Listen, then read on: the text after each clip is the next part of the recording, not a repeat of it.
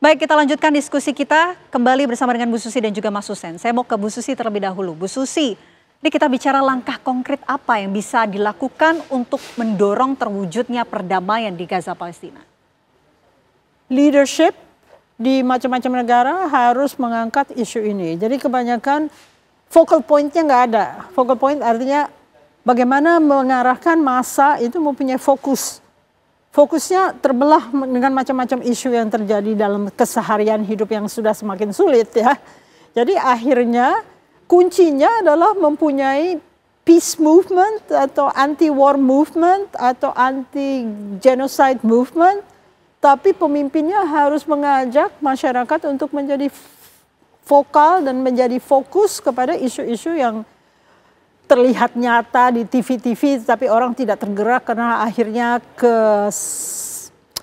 kegeser ke arah isu-isu yang lebih aktual, yaitu kebutuhan sehari-hari setiap manusia di dunia ini yang sedang mengalami tantangan berat.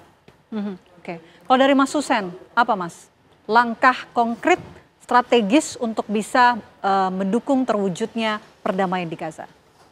Kalau kita sudah berani masuk ke diksi strategis, maka kita harus serius masuk ke detail. Karena langkah strategis pemerintah beda dengan langkah strategis masyarakat. Langkah strategis masyarakat itu aja terpecah juga kan. Ada guru, ada pengusaha, ada kemudian lawyer dan sebagainya.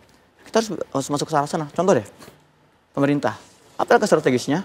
Kembali mengadakan paling tidak Asia Afrika. Ya, Indonesia pernah menjadi negara yang ditakuti dan disegani oleh dunia ketika Indonesia mengadakan Asia Afrika tahun 55. Saat itu seluruh negara Asia Afrika diundang kecuali Israel. Luar biasa. Nah, dan sekarang ini momennya loh. Kemana semangat para pendiri bangsa kita yang diwariskan kepada kita? Kenapa kita jadi sibuk membahas perintilan-perintilan? Nah, itu satu arah dengan perkataan Profesor Susi. Jadi kita juga selain harus melihat analisa masalah di lapangan, hal-hal yang tadi saya bilang perintilan, kita harus melihat sebetulnya di balik tokoh atau sosok dalang di balik masalah-masalah di masyarakat itu siapa? Mereka juga yang sedang menjajah Palestina. Jadi penjajahan mereka di Palestina physically, penjajahan mereka terhadap Indonesia itu unphysically. Dan itu yang harus kita lihat. Maka pemerintah kita harus berani dengan tegas ya menunjuk hidung mereka-mereka negara-negara yang mensupport genosida. Jangan cuma retorika belaka dong. Jangan sampai Indonesia nanti dicatat dalam sejarah sebagai satu negara yang seperti singa di podium, namun seperti kambing di medan nyata. Kita nggak mau seperti itu. Maka langkah strategis lain misalnya di dunia pendidikan. Ayo dong langsung dibuat ini kurikulum genosida ini, masukkan ke dalam kurikulum sejarah. Jangan sampai muncul fenomena yang kita lihat ada pro Israel berkoar-koar di lapangan. Ini kan bukti kegagalan kita sebagai para edukator. Kita ini sedang memegang visi misi para pendidik bangsa kita bahwa kita anti penjajahan. Nah, maka dari itu para pendidik di sekolah-sekolah mulai merevisi lagi kurikulum kita, masukkan bahwa pernah ada genosida dan holocaust terhadap warga Palestina di hari ini. Untuk di tataran para politisi misalnya, masyarakat harus mulai cerdas, teman-teman. Kalau politisi ini bicara hal besar, pilih. Apa itu hal besar hari ini? Geopolitik. Membawa Indonesia ke dalam kancah pertempuran geopolitik. Kalau mereka bicarain hal perintilan, jangan dipilih. Itu salah satu langkah-langkah strategis untuk kalangan-kalangan para ulama, ya di masjid-masjid. Artinya banyak lah, kita nggak bisa membahas ini semua. Tapi yang intinya tadi kita harus mulai berpikir strategis. Kita ini siapa? Bidang saya apa? Latar belakang saya apa? Ayo kita bahas strategis. Seperti itu.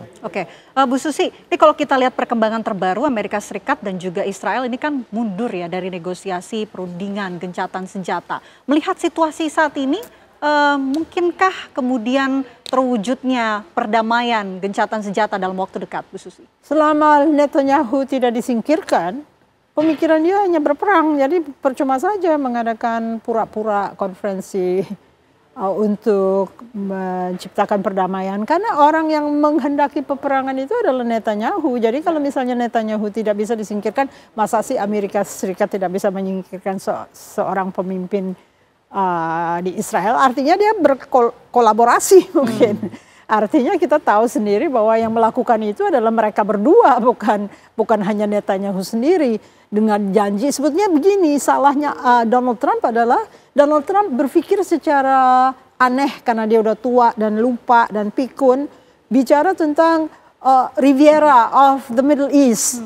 Diambil itu oleh Netanyahu untuk membunuh orang Palestina. Jadi jangan salah ngomong, karena biasanya Donald Trump salah ngomong karena sudah tidak terlalu strategis ya cara dia berpikir. Akhirnya kriminal itu mengangkat ini dan menganggap Gaza adalah potentially sesuatu yang akan profitable gitu lah. Nah, ini yang harus disikapi. Tapi karena kita kehilangan kepemimpinan di negeri ini, sebetulnya kita mengalami degradasi ya. Seperti masalah genosida nggak disebut, yang disebut multiculturalism. Padahal genosida terjadi sehari-hari dan mungkin anak-anak kita juga sedang digenosida oleh orang-orang tersebut ya. Oke, baik, tentu kita terus pantau ya bagaimana jalannya konflik antara Israel dan juga Palestina. Kita berharap mudah-mudahan ada secercah harapan bahwa perundingan ini bisa kembali berlanjut dan apa yang diinginkan, yakni terwujudnya gencatan senjata ataupun perdamaian sepenuhnya di Palestina ini bisa terwujud. Terima kasih Bu Susi atas waktunya. Terima kasih Mas Hussein sudah hadir di Apa Kabar Indonesia Malam. Selamat malam. Dan pemirsa, diskusi kami tadi sekaligus menutup perjumpaan kita di Apa Kabar Indonesia Malam. Saya Vena Kintan. Dan saya Kenana, pemirsa pamit undur diri. Sesaat lagi Anda dapat menyaksikan program Indonesia Business Forum bersama dengan Celia Alessandra. Kami dari Apa Kabar Indonesia Malam pamit pemirsa. Terima kasih, selamat malam. Sampai jumpa.